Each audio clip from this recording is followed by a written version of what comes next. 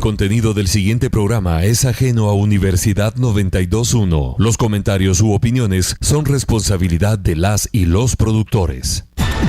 Enfrentamientos verbales dentro de la política partidista ataca al hombre y no a sus ideas. Aquí nosotros lo hacemos desde la academia, con base en la investigación. Lo hacemos por la radio, pero sobre todo lo hacemos políticamente hablando.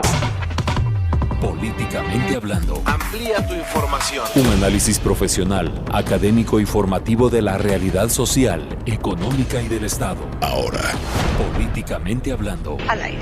Porque la política es inherente al hombre. A continuación, transmitiendo por Universidad 92.1. Ideas políticas que suenan. La libertad de decir las cosas como son.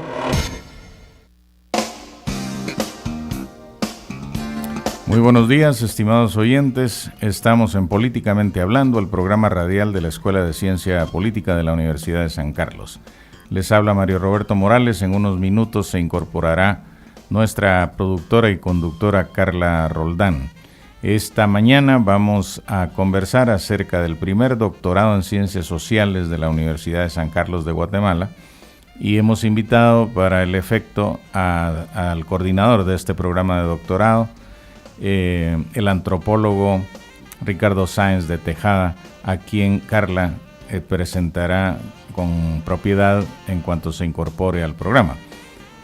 Como es costumbre, voy a introducir al tema con algunas generalidades que probablemente sirvan para dinamizar nuestra conversación con Ricardo Sáenz esta mañana, y para que el público tenga una visión amplia del significado del doctorado en Ciencias Sociales de la Universidad de San Carlos, que se inaugurará esta tarde a las 5:30 en el Hotel Pan American.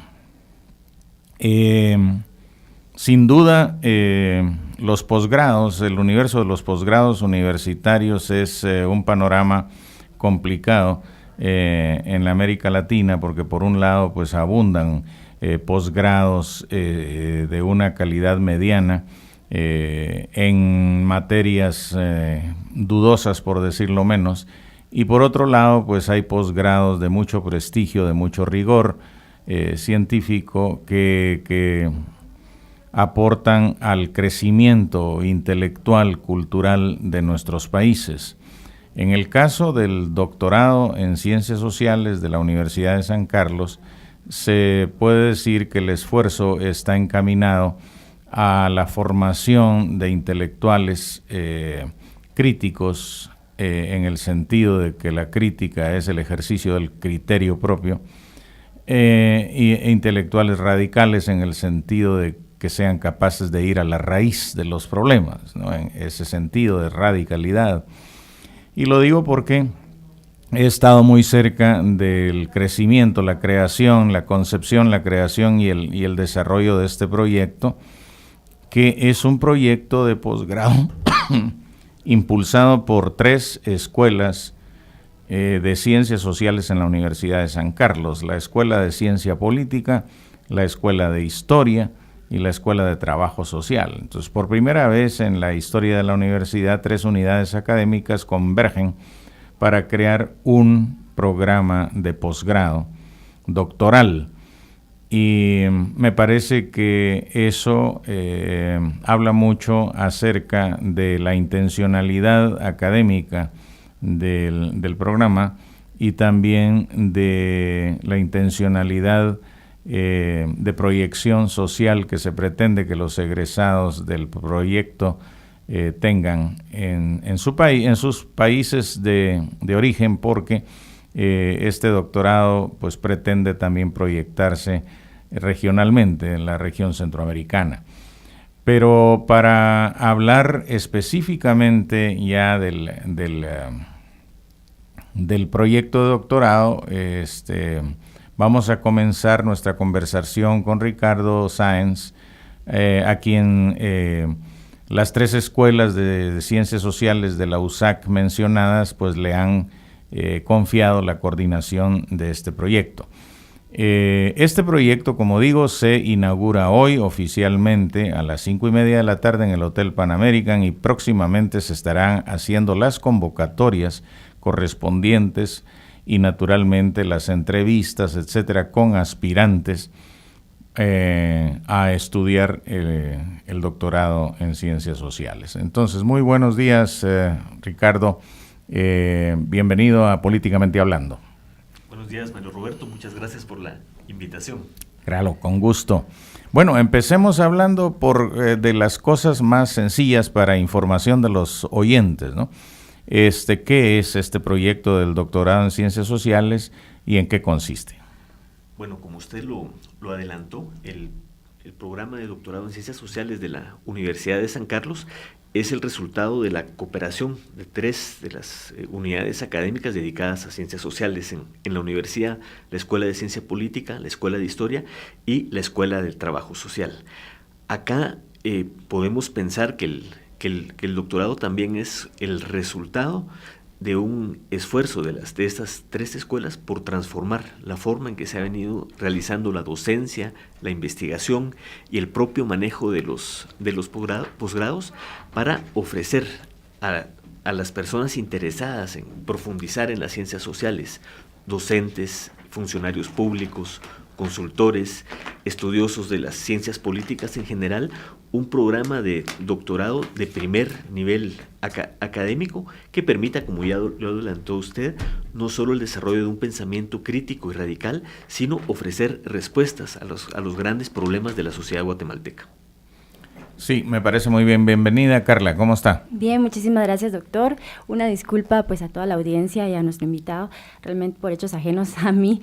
Me atrasé el día de hoy, pero creo que usted ya había dicho, pues hay que presentar apropiadamente a nuestro invitado, y para ello pues contarles que Ricardo Sáenz de Tejada es doctor en Ciencias Sociales con mención en Ciencia Política por Flaxo, México.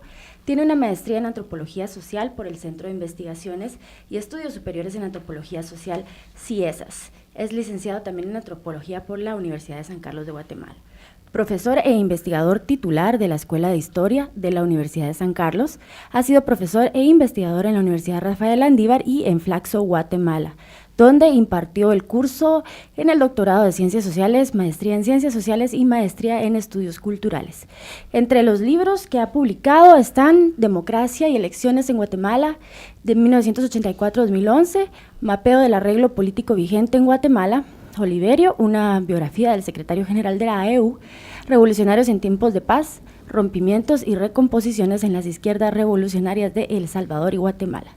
Actualmente trabaja junto a Gabriela Escobar y Rodrigo Vélez en la preparación de la Antología del Pensamiento Social Guatemalteco, volumen 1, y es coordinador nacional del proyecto de Relaciones de Poder Étnicas de Estados Frágiles.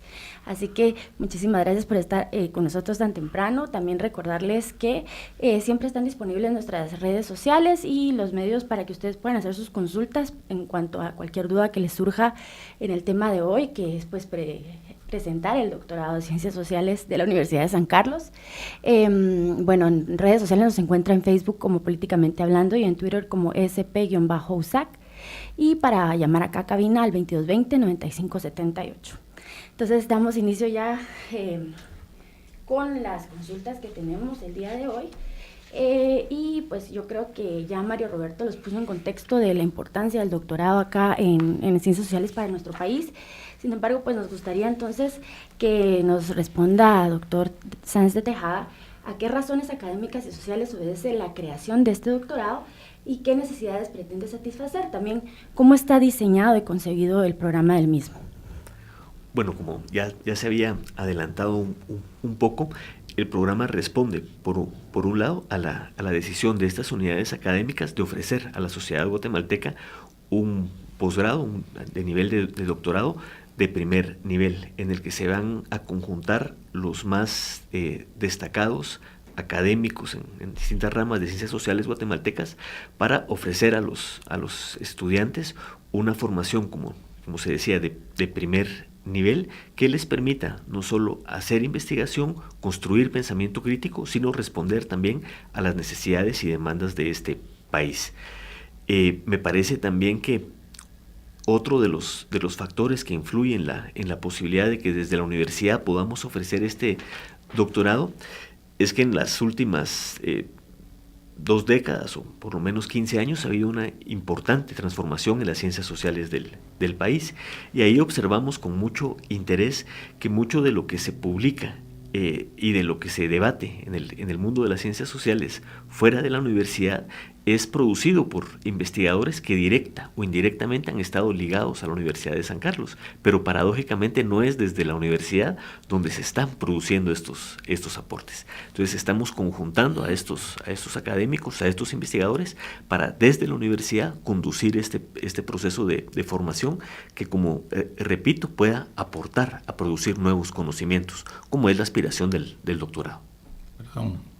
Me parece muy interesante esto que acaba de decir Ricardo, porque de hecho los debates que le importan al país en los últimos años, bueno, no sé, décadas, en lugar de librarse en los ámbitos universitarios, se libran en la prensa, ¿verdad? Se libran por la prensa. Por ejemplo, yo recuerdo el debate interétnico de los años 90 y ahora, y digamos después todo este asunto con los neoliberales. Y ahora con esto de las movilizaciones de abril a septiembre, y el problema con librar estos debates en la prensa es que la prensa tiene limitaciones de espacio y de tiempo, ¿no? En las cajas chinas, por ejemplo, esto que hacen los medios de comunicación de apagar una noticia con otra más impactante, ¿verdad? Por ejemplo, hasta antes del lunes que empezara a declarar ECO en los tribunales, la comidilla eran las movilizaciones, si había habido manipulación o no. Cuando ECO empieza a hablar, eso se olvida, ¿no? En cambio, el debate académico, aunque tiene menos alcance masivo, es mucho más estable, ¿no? Y de los debates universitarios salen libros, salen memorias, salen congresos. Esa es la importancia, creo yo, de librar los debates académicamente, lo cual no quita la prensa, ¿verdad? Pero en la prensa siempre hay que tomar en cuenta que, por ejemplo, en materia de ciencias sociales, en 3.400 caracteres no se puede decir casi nada, en cuanto al uso apropiado de conceptos y de variables, etcétera, ¿no? Se puede mandar un mensaje que a menudo es más ideológico que analítico, ¿verdad? O más provocador que analítico, porque la prensa es eso. En ese sentido, yo creo que el doctorado, una de las funciones de ese doctorado, como usted bien decía, es eso, ¿verdad? Es llevar estos debates al ámbito académico, que se libren en la universidad. Y me parece extraordinario. Bueno, regresando, ¿a qué criterios obedece el diseño del pensum del doctorado? ¿Y cuáles son algunos de estos cursos que se pueden encontrar, o todos? Bien, ahí yo quiero empezar señalando y reconociendo que el diseño, la estructura del doctorado fue construida con los aportes del doctor Mario Roberto Morales y del doctor Gustavo Palma Murga. En ese sentido, el doctorado lo que pretende es contribuir a la formación de intelectuales públicos, más o menos es lo que estábamos refiriendo hace un momento, cómo desde la universidad y desde las ciencias sociales se puede aportar a un debate cualitativo, de fondo, digamos, que trascienda un poco el comentarismo político, que trascienda un poco el flujo de opiniones para construir un debate y una propuesta pública basada en un conocimiento preciso de la realidad. Es así entonces que el programa está construido sobre la base de un conjunto de cursos de carácter teórico, una cantidad importante de seminarios en los que los alumnos van a estar debatiendo temas de actualidad, digamos, que nos ubican en la frontera del conocimiento y en la frontera del debate de las ciencias sociales, y un conjunto de seminarios metodológicos en los que van a desarrollar un proceso de investigación con suficiente tiempo, con suficiente acompañamiento para que los resultados de estas investigaciones, que van a ser las tesis doctorales, sean un aporte al avance del conocimiento y de la comprensión de los fenómenos sociales, políticos, económicos y culturales de nuestra sociedad. Bien, doctor Sáenz de Tejada, cuando se habla del perfil, ¿cuál es el perfil de ingreso y el perfil de egreso de los profesionales que quieran tomar este doctorado?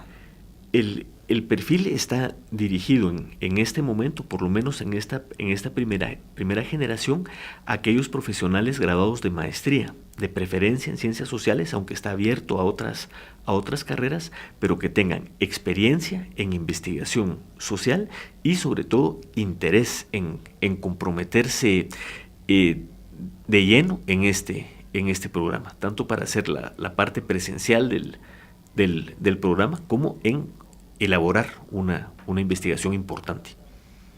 Muy bien, ¿y cómo pretende este doctorado contribuir al desarrollo intelectual y crítico de nuestra sociedad? Bueno, como se había planteado, yo estaba diciendo también que además de ese debate que se hace fuera de la universidad, también en las últimas 2 décadas ha sido importante el número de investigadores guatemaltecas que ha tenido formación doctoral fuera de Guatemala. Entonces, hace 15 años, por ejemplo, no teníamos el número de doctores, de profesores necesario para montar los cursos y garantizar asesores y tutorías de tesis. Hoy tenemos por lo menos a 15, 20 investigadoras de primer nivel, con alto nivel formativo, comprometidos con este programa de doctorado, que tienen la disposición de involucrarse en este programa y en este proyecto. Perfecto, bueno, y las personas que nos acaban de sintonizar, queremos recordarles que hoy estamos hablando sobre la presentación que se hará hoy por la tarde del primer doctorado de Ciencias Sociales de la Universidad de San Carlos de Guatemala. Hoy es la presentación en el Hotel Pan American a las 5:30 de la tarde, y pues en ese marco estamos pues hablando y ampliando sobre el diseño y los cursos que se estarán recibiendo, las personas interesadas, el perfil y mayor información, ¿verdad? Si las personas quisieran mayor información y ampliar, ¿verdad?, algo más sobre los criterios que usted ya nos está comentando, ¿a dónde tendrían que comunicarse? Mire, inicialmente a la Escuela de Historia de la Universidad de San Carlos de Guatemala, edificio S1, tercer nivel, ahí estará ofreciéndose la información, y dentro de unos minutos le voy a dar la dirección electrónica exacta desde donde ya estamos respondiendo a los requerimientos de información. Bien, excelente. Nosotros vamos, antes de ir a nuestra primera pausa, creo que podemos dejar una pregunta que seguramente va a ser más amplia, y es cómo se inscribe de alguna manera este doctorado en la pugna ideológica de las ciencias sociales actualmente en curso. Por ejemplo, en el debate del neoliberalismo y el pensamiento crítico emancipador, que ya Mario Roberto había adelantado un poco al respecto, me gustaría que ampliáramos un poco más sobre ello. Vamos a ir ya a la pausa y ya regresamos para ampliar sobre esta pregunta. Una radio grande entre las del mundo. Universidad 92.1. Ideas que suenan. Los mayas, en el período clásico, 200 años después de la era cristiana, dejaron grabadas en piedra sus costumbres y cultura. En el 2015, llega una herramienta que también dejará su huella en la historia. Cultura, política, identidad, crítica, proyección social, investigación. Toda nuestra Guatemala en un solo punto. Espérala muy pronto. Revista Universidad Sociedad. Para mayor información ingresa a nuestra página en Facebook, Extensión Universitaria. Id y enseñad a todos. Esta sí es Venezuela. Está al aire todos los miércoles Por Universidad 92.1. a las 6 de la tarde. El programa Esta sí es Venezuela. Hace rato que está lloviendo Puebla en Venezuela, y hace rato largo que comenzó la siembra nueva. Hace rato que está lloviendo Puebla en Venezuela. El país está sufriendo el bombardeo de contenidos alterados y desinformación constante. Y para contrarrestarlos, actualizamos la información de verdad. Ahora, resumen informativo. Actualizando la información. En Guatemala, Buenos días, es momento de un avance noticioso. Provial reporta un accidente vial entre un vehículo pesado y uno tipo agrícola. El hecho ocurrió en el kilómetro 115, ruta al Pacífico. Subestación policial atacada a balazos ayer en San Francisco Mixco. Amanece con mayor presencia de elementos de la Policía Nacional Civil. Viceministro de Seguridad Elmer Sosa confirma que fueron 3 ataques contra la Policía Nacional en Comisaría 16, Justo Rufino Barrios y Carolingia. Actualizando la información mundial. El presidente de Haití consideró este jueves que la crisis siria es una afrenta a la humanidad y llamó a la comunidad internacional a asegurar la estabilidad y la paz verdaderas en el orbe, sin dar muestras de debilidad frente a conflictos de ese tipo. La Fiscalía en Perú denunció a 3 personas y solicitó medida de privativa de libertad preventiva por presuntamente haber participado en protestas violentas contra el proyecto minero de Las Bambas, que han dejado 4 muertos y decenas de heridos. Esté pendiente de más noticias en el siguiente avance a las 9 horas. Resumen informativo. Una actualización a los contenidos noticiosos, sin alteraciones ni enajenaciones. Universidad 92.1 FM. Información e ideas que suenan.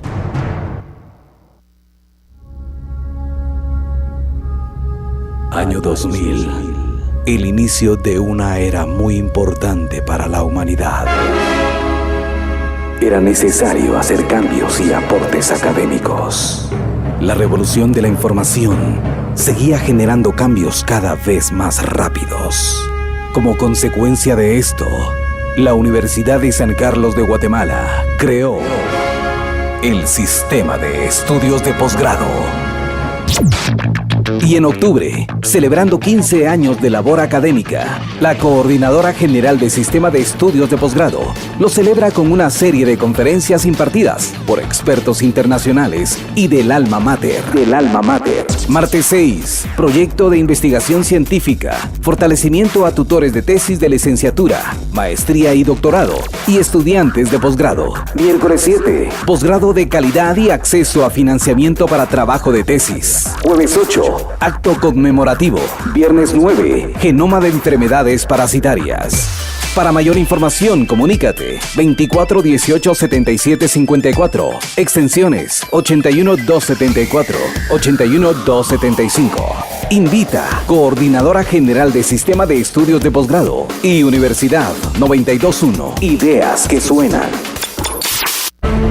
Difundimos el conocimiento científico, tecnológico, histórico, social, humanístico y antropológico en todas las ramas del saber. Y en el medio exclusivo para oír. Esta es Universidad 92.1 FM. Ideas que te suenan. Bien, amigos, estamos de vuelta en el programa del día de hoy. Hoy estamos conversando sobre la presentación del doctorado en Ciencias Sociales de la Universidad de San Carlos de Guatemala. Como invitado tenemos al doctor Ricardo Sáenz de Tejada, quien es doctor en Ciencias Sociales y tiene una maestría en Antropología Social por el Centro de Investigaciones de Estudios en Antropología Social, CIES, y también licenciado en Antropología por la Universidad de San Carlos de Guatemala. Previo a la primera pausa lanzamos una pregunta, pero me parece antes de volverla a relanzar, recordarles que tenemos disponible para ustedes nuestros números en cabina para cualquier consulta que tengan al respecto. Es el 2220-9578 y también nuestras redes sociales. En Facebook nos encuentra como Políticamente Hablando y en Twitter como SP-USAC. Posteriormente tenemos disponibles nuestros programas en nuestro sitio electrónico, que es www.politicamentehablando.net. Y como les comentaba, entonces, antes de irnos a la pausa, le comentábamos al doctor Sáenz de Tejada que cómo se inscribe de alguna manera este doctorado en la pugna ideológica que actualmente se lleva a cabo en las ciencias sociales, ¿no? Por ejemplo, el debate entre el neoliberalismo y el pensamiento crítico emancipador, que ya Mario Roberto nos había puesto en contexto anteriormente. Bien, el doctorado efectivamente se inscribe dentro de ese debate académico, planteando, digamos, la necesidad de volver a construir pensamiento social, un pensamiento social propio, construido también desde la realidad guatemalteca, pero en diálogo con todas las corrientes teóricas y metodológicas que existen actualmente. El desafío que tenemos en los cursos teóricos y metodológicos es, por un lado, dotar a los alumnos, a los estudiantes, de todos aquellos elementos del pensamiento social clásico, abriéndonos obviamente a todas las corrientes del pensamiento y ubicarnos también en las discusiones de frontera, en las discusiones actuales en las ciencias sociales. Y ahí viene un poco al caso a lo que usted planteaba en torno a la pugna esta con el neoliberalismo. Pues primero, Mario Roberto, no sé qué pensará, pero el debate ideológico libertarista en Guatemala es una excepción en el mundo. Digamos, usted invita a filósofos políticos importantes, vienen a Guatemala y les da mucha sorpresa que aquí se siga debatiendo en torno a von Hayek, ¿verdad? Que el anarcocapitalismo haya logrado avanzar tanto en los medios de comunicación escritos, también en la radio y en la televisión, e incluso que haya logrado penetrar un poco en el sentido común de los guatemaltecos. Pero como le digo, esto es una excepcionalidad. Entonces más bien el doctorado lo que pretende es actualizar el pensamiento y ubicar en su justa dimensión esas tradiciones de pensamiento que ya están superadas en el resto del mundo, incluso en los países de mayor desarrollo capitalista, por llamarlo de alguna manera. Nadie invoca a von Mises o a Hayek. Es una particularidad muy tribal guatemalteca. O a Ayn Rand. Por ejemplo. ¿Y a qué podría obedecer este fenómeno que todavía... sí, ¿a qué obedece? ¿No? Me imagino que, como dice Mario Roberto, pues las universidades deben también actualizarse, libertarias, pues deben actualizarse en ese sentido, pero también la difusión que hay en los medios de comunicación y la aceptación que hay en la misma sociedad de estos pensamientos, porque muchos sí se identifican con ellos, aunque pues no es una gran mayoría, por supuesto, pero ¿en qué contexto podríamos entender esto? Mire, existió un esfuerzo sistemático desde la década de los años 70 de las élites empresariales asociadas con el núcleo fundador de la Universidad Marroquín de posicionar esas ideas en el sentido común de los guatemaltecos. Entonces usted tiene las élites y los altos niveles gerenciales del empresariado guatemalteco formados en la Universidad Marroquín, donde ahí sí lo que reciben es ideología en el mal sentido del término, ¿verdad? Una concepción falsa de la realidad, totalmente acrítica.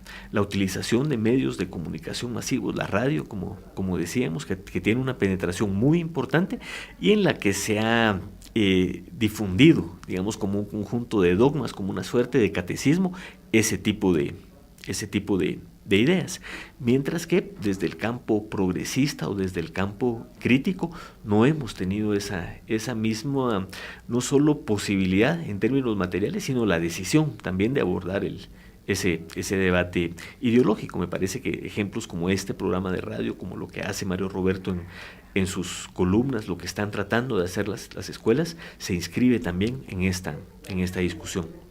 Perfecto, y bueno, trayéndolo ya a la coyuntura actual, ya Mario Roberto adelantaba cómo estamos viendo en la actualidad todas las movilizaciones, el tema de la corrupción, el tema de pues la misma refundación o reforma del Estado. ¿En qué sentido entonces este doctorado se amplía se introduce en y en qué manera podría aportar también a este? Yo creo que ahí usted señaló algo importante, lo de la discusión de la reforma del Estado y lo del papel que la Universidad de San Carlos está retomando en esta crisis. Yo creo que desde principios de la década de los 80s, la universidad no había tenido ese nivel de participación, tanto en la convocatoria del Consejo Superior Universitario, del propio rector, de las unidades académicas para las marchas de protesta, como para construir o para convocar a esa plataforma nacional de reforma del Estado, que se ha convertido hasta este momento en el único ámbito de discusión pública y de propuesta para proponer salidas de fondo a la crisis política. No sé si gustaría usted ampliar algo al respecto, María. Pues a mí me gustaría hablar de, digamos, ya que estamos hablando de pensamiento crítico, de debates académicos, ¿no?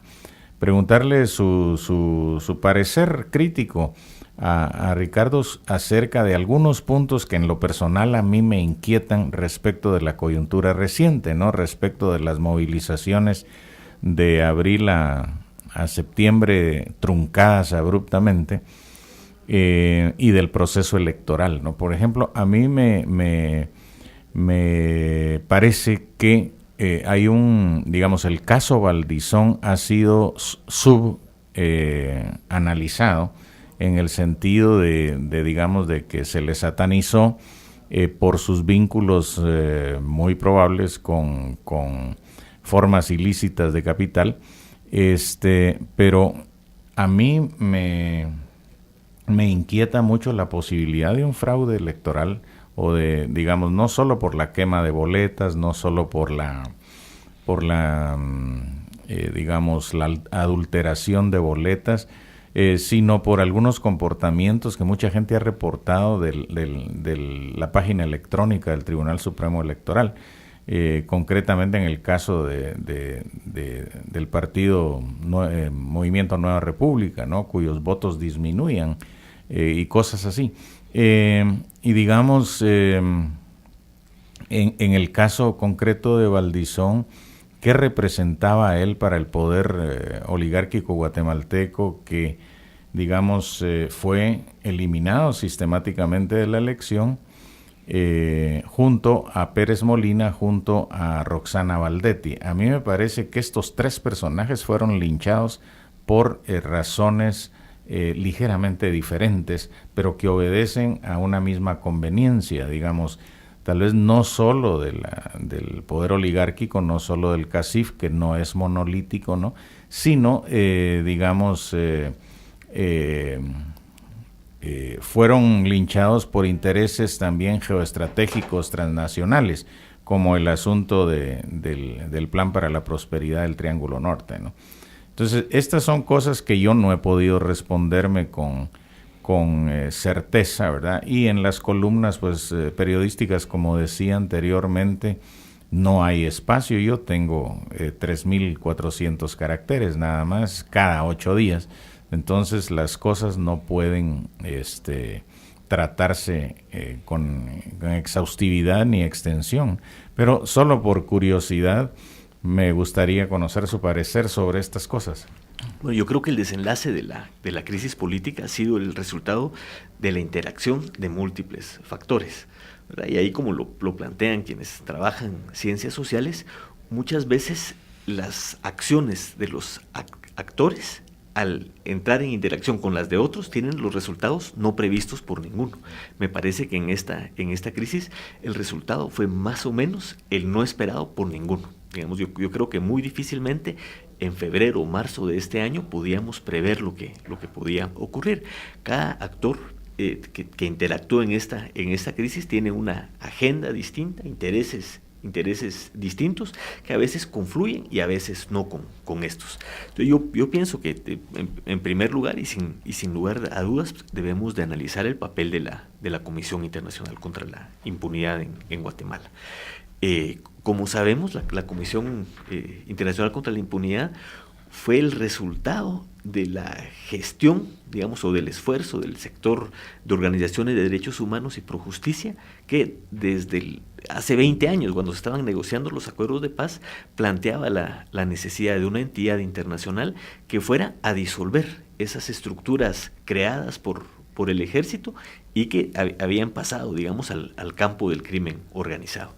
Se pensaba en aquella época en estructuras como las de Ortega Menaldo o los derivados de la inteligencia militar. Ese mandato era muy difícil de cumplir porque la CICIG se aprueba 10 años después de esas estructuras, y una característica de ese tipo de redes es su fluidez. Ellos van cambiando permanentemente, tanto en términos de personas como la forma de ir ejerciendo su dominio. Entonces ustedes podemos observar, digamos, que durante el mandato de Castresana apenas se trató de entender qué es lo que ocurría con ese tipo de estructuras. Durante el mandato de Dalanese pues no se avanzó más que en su obra novelística, ¿verdad? Que no he tenido la oportunidad de leerla. Yo tampoco. Pero tampoco he escuchado buenas referencias.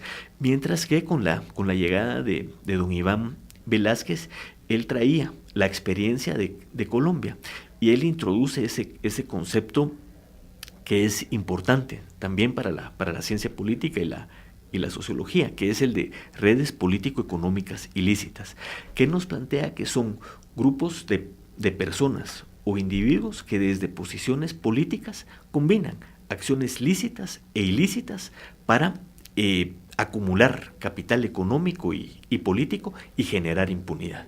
Esas son, digamos, esas estructuras que pretende enfrentar la CICIG, y resulta que el sistema político guatemalteco está estructurado en torno a ese tipo de grupos. Yo le llamo en un artículo que va a salir en la revista de la USAC, del IPNUSAC este día, me parece, las estructuras elementales de la política, porque son estructuras de carácter regional. Ustedes las pueden pensar, por ejemplo, en el caso de diputados distritales como Rivera de Quiché. Él lo que tiene es, desde el distrito, un conjunto de entidades constructoras, ONGs, y la influencia en el funcionariado departamental que le permite el acumular poder económico. Pero eso no se queda simplemente ahí. Ellos tienen intermediarios que llegan al nivel de las aldeas, donde les resuelven efectivamente problemas a la población. Yo creo que eso es lo que no logramos captar en la ciudad perfectamente. Entonces, este tipo de estructuras, por ejemplo, si hay una persona enferma, el operador, el intermediario, compra la medicina. Hay unos jóvenes que quieren participar en un campeonato, el operador les consigue los uniformes del Ministerio de Cultura y Deportes, pero se los consigue. Es decir, les va resolviendo pequeños problemas. Y lo que se construyen no son estructuras en sentido estricto clientelares, sino son redes de reciprocidad que se mantienen. Eso es hacia abajo.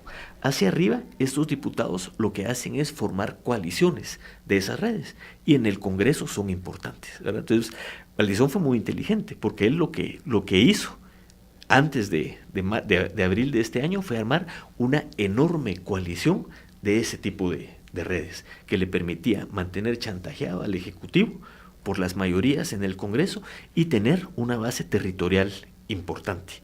Entonces la CICIG va a apuntar a ese tipo de estructuras, y como el proyecto de Valdizón era una coalición de ese tipo de estructuras, probablemente es el más golpeado. Sin embargo, yo en el trabajo que se publica hoy, alerto que aunque la estrategia global de Valdizón fue derrotada, es decir, hacerse de la presidencia a partir de esa coalición de redes, las redes no fueron derrotadas. Ustedes analizan en detalle los resultados electorales y ven, por ejemplo, en Jutiapa, ahora podemos hablar de la red de Martínez Loaiza porque ya tiene un antejuicio.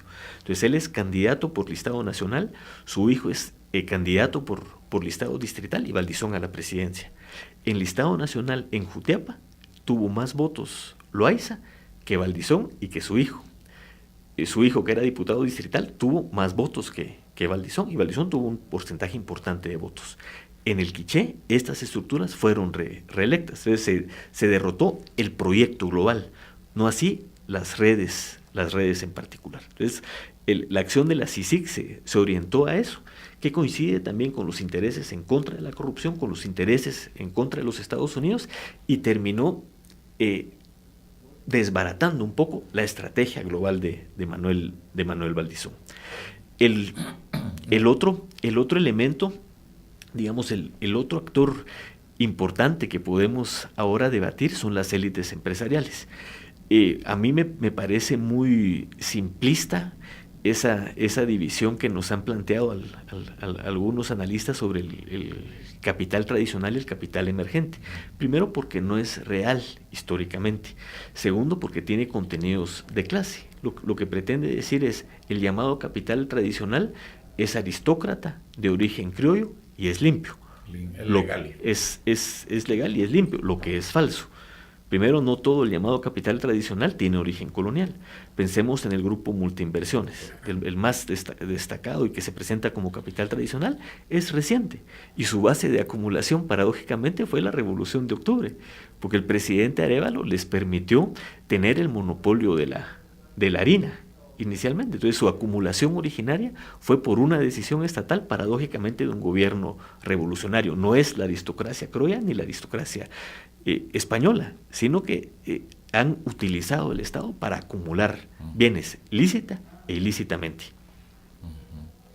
Y en el caso de el detallito que a mí me preocupaba de la posibilidad de un fraude, ¿no? Porque esto que hablaba usted de las redes y de Valdizón, ¿no? Que ganan los alcaldes, ganan los diputados y Valdizón no, en comunidades en donde el voto cruzado no es frecuente porque se vota clientelarmente y se vota a cambio de un pago, ¿no? ¿Qué pudo haber pasado ahí? Mire, yo pienso que ahí también estamos subestimando la sofisticación del voto rural. Me parece que entre abril y junio, sin ser extremadamente optimista, hubo una maduración en el debate público, en el debate político. Me parece que las redes sociales son un factor cada vez más importante y que la composición demográfica y educativa del país ha variado. El problema es que nosotros damos, entre comillas, palos de ciego, porque no tenemos un censo que nos permita entender en profundidad esos cambios. Nosotros estamos hablando con datos del 2002.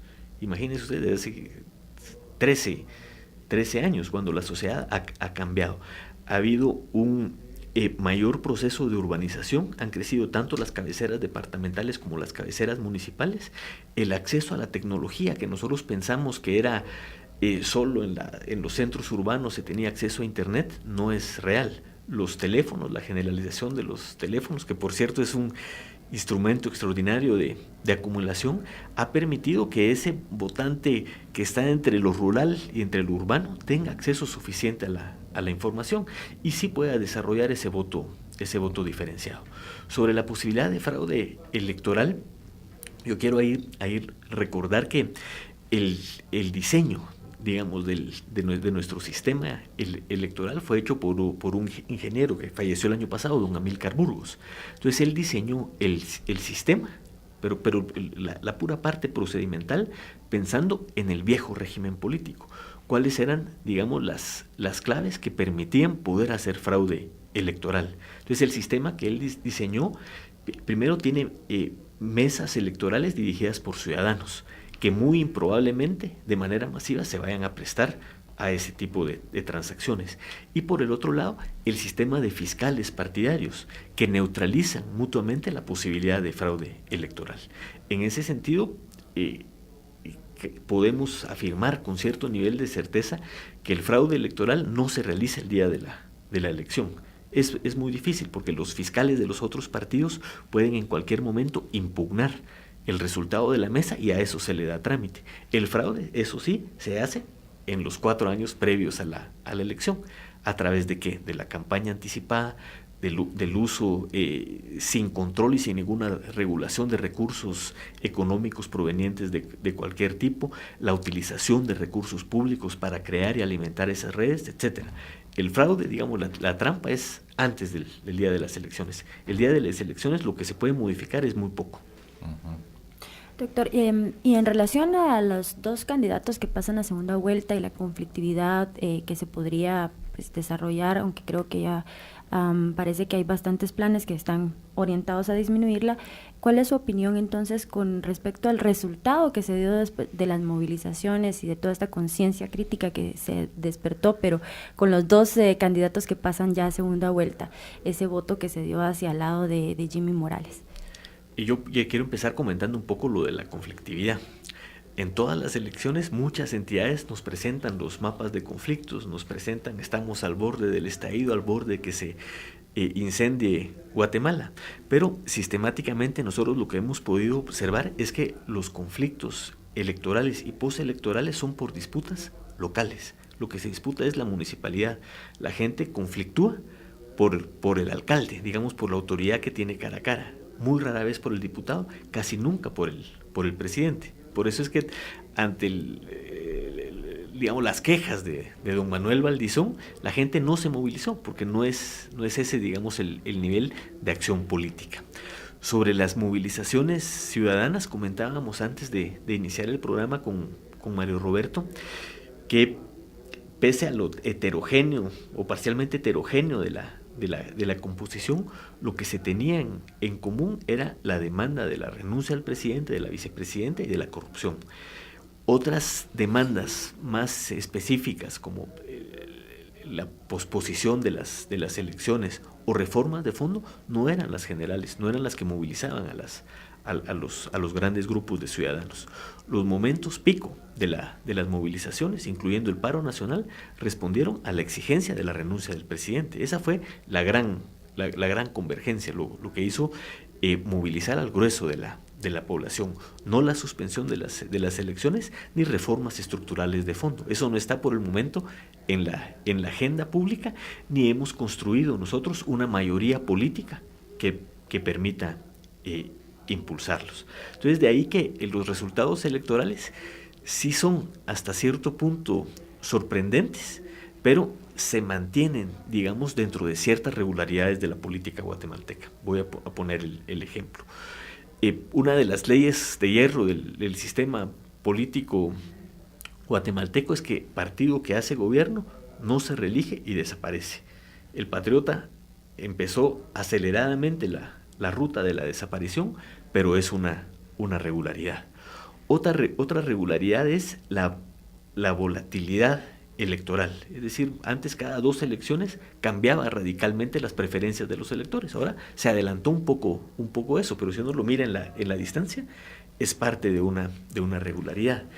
De ahí tal vez la sorpresa o la excepción fue la irrupción de Jimmy Morales.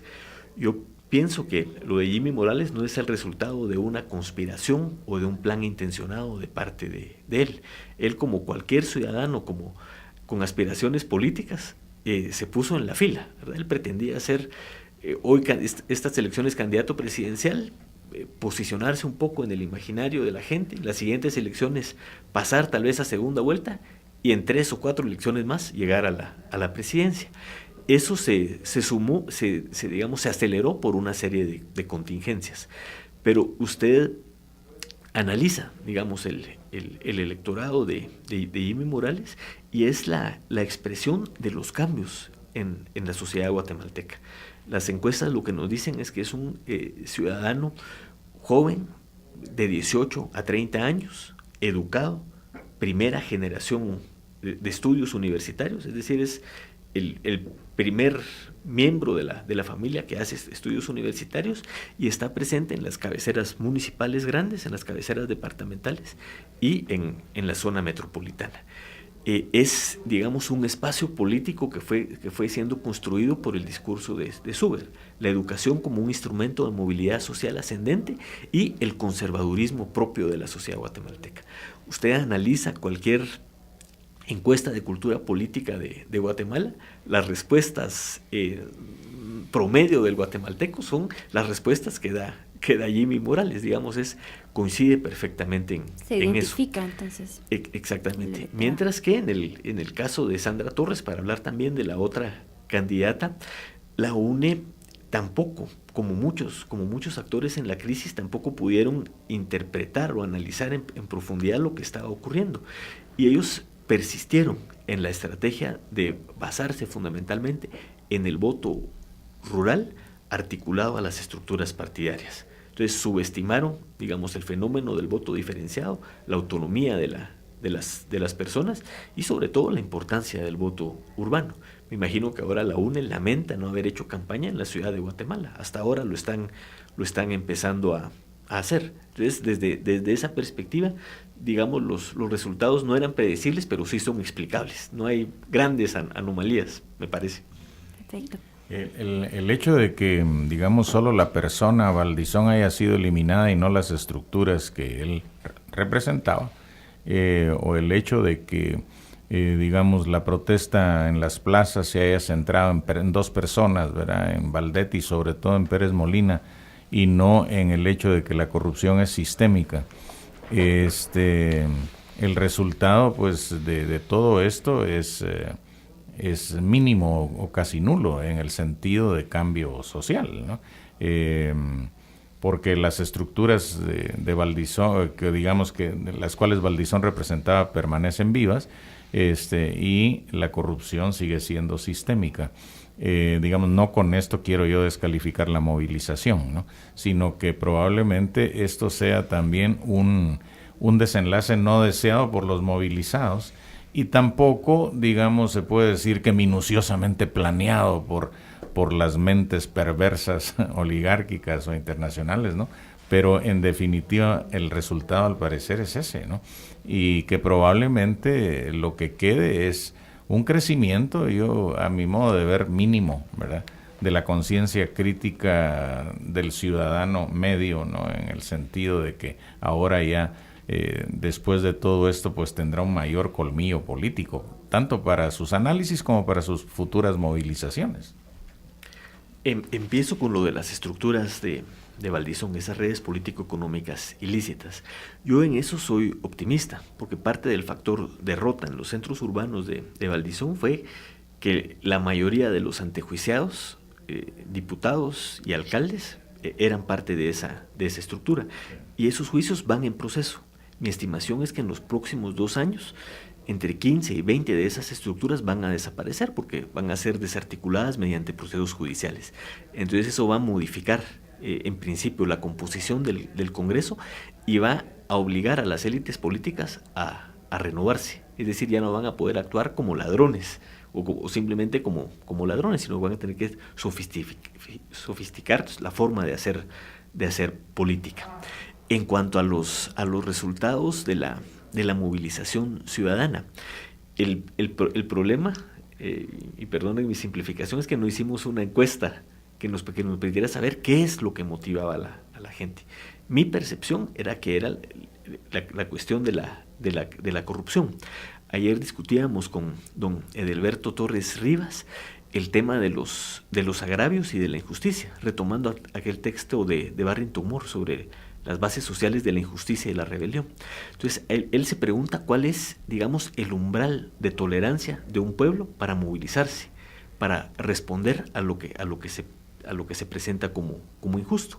Y aquí podemos, digamos, de esta manera muy metafóricamente, ¿verdad?, habría que hacer un estudio más riguroso, es cómo se fue colmando de agravios esa indignación hasta a ver que se movilizaba.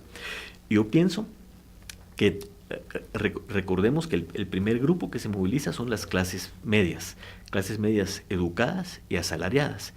Y a eso le sumamos que a principios del gobierno de Pérez se hizo esa reforma fiscal que hizo que justamente esas clases medias educadas y asalariadas ya no pudieran evadir ni eludir impuestos. Entonces resulta que el primer agravio, pagan más impuestos, no lo pueden evadir ni eludir como antes, y observan cotidianamente, y ahí sí los medios de comunicación jugaron un papel importante, primero en el enriquecimiento ilícito de los gobernantes, ¿verdad? Esos reportajes en el periódico que nos presentan las mansiones, los viajes, entonces estoy pagando más impuestos y se los roban. Después, ustedes también vieron en las semanas antes de que estallara la crisis política, la crisis hospitalaria y de la educación. Entonces, se pagan impuestos, se los roban y en los hospitales la gente se muere, no hay seguridad en las calles, no hay ni la galleta escolar. ¿Qué es lo que comunica a esa clase media? Primero, pagan más impuestos y no reciben del Estado muy poco, ¿verdad? Porque sus hijos estudian en colegios privados, la salud la hacen en centros privados o pagan seguro privado, y la seguridad, pues viven en colonias cerradas. Y lo que están pagando se lo roban, más el insulto a la inteligencia que fueron las aguas mágicas de Amatitlán. Probablemente esa sumatoria de agravios haya tendido a disparar esa reacción que fue espontánea, en el sentido estricto del término, sin una conducción política y con no más aspiración que responder a ese agravio. Lo que indignaba era la corrupción de estas personas. Y una vez ven a la exvicepresidenta y al presidente encarcelados, pues se alivia esa sensación de injusticia, ¿verdad? Se satisfizo esa sumatoria de agravios. Esa puede ser una entre muchas interpretaciones. Hay que ir sumando otras variables. Muchas gracias por este análisis, doctor Sáenz de Tejada. Bueno, ya estamos llegando al final de este programa. La convocatoria pues ya se hizo para la presentación del mismo hoy a las 5:30 en el Hotel Pan American. Para ampliar información, también tenemos el correo electrónico para que se comuniquen. Es doctoradoccs@gmail.com.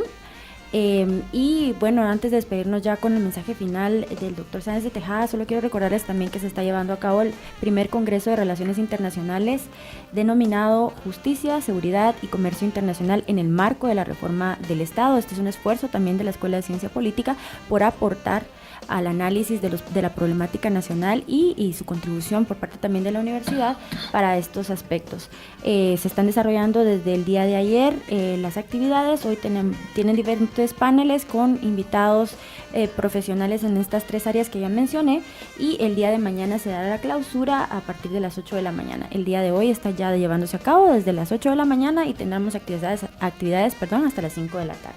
Entonces ya nos despedimos de ustedes, muchas gracias por escucharnos y le dejamos la palabra ya al doctor Sáenz de Tejada para que nos invite y haga la convocatoria. Bien, pues un recordatorio: esta tarde a las 5:30 en el Hotel Pan American se hace la presentación del doctorado en Ciencias Sociales de la Universidad de San Carlos de Guatemala, que es un espacio que nuestra universidad ofrece para investigadores, para profesores, para personas interesadas en las ciencias sociales, para participar en un doctorado con los mejores y las mejores investigadoras en ciencias sociales de Guatemala. Muchas gracias. Y una duda, no sé si lo dijeron al inicio, ¿cuándo piensan en empezar este doctorado? Sí, el cronograma es el siguiente: en febrero y marzo está abierta la convocatoria para que las personas interesadas puedan presentar su documentación.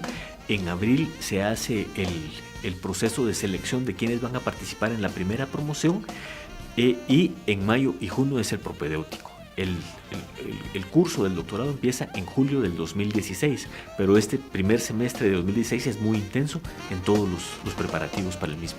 Perfecto, muchísimas gracias a ustedes, hasta el próximo jueves. Hicimos un análisis profesional y formativo de la realidad social, económica y de Estado, desde la academia con base en la investigación, y lo hicimos por la radio. Políticamente hablando. Políticamente hablando, porque la política es inherente al hombre. Los esperamos la próxima semana, solo por Universidad 92.1. Ideas políticas que suenan. El contenido del programa anterior es ajeno a Universidad 92.1. Los comentarios u opiniones son responsabilidad de las y los productores.